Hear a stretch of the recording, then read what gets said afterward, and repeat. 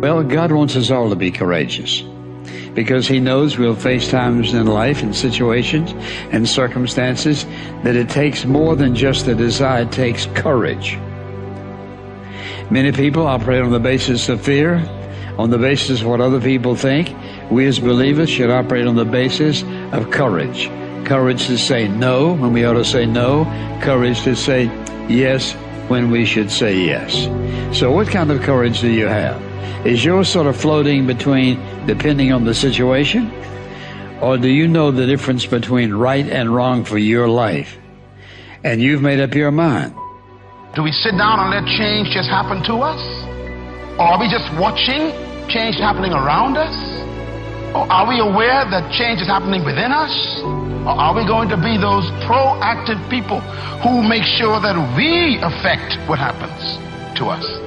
Change also produces 4 types of people. They are in this room. First of all, there are people who watch things happen.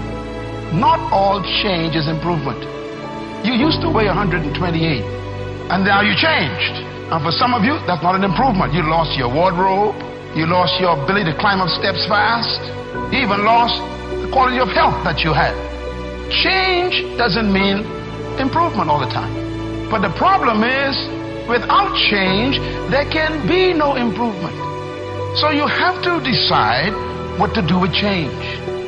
Change will happen, and if you are not careful, it could be destructive. So you have to determine, what kind of change do I want in my life? And I want you as a young person, as a mother and a father, as a business person, to think about your company even, or your family, or your educational pursuit. What kind of classes do you want to take in college this year? What kind of grades do you want? What kind of relationships you want to have in your life? Who do you want to drop and who do you want to pick up in your relationships? What kind of people do you want to associate with? Where do you want to travel that you've never been? What are the books you need to read you never read before? The changes come with choices. So what kind of person are you? Thrive.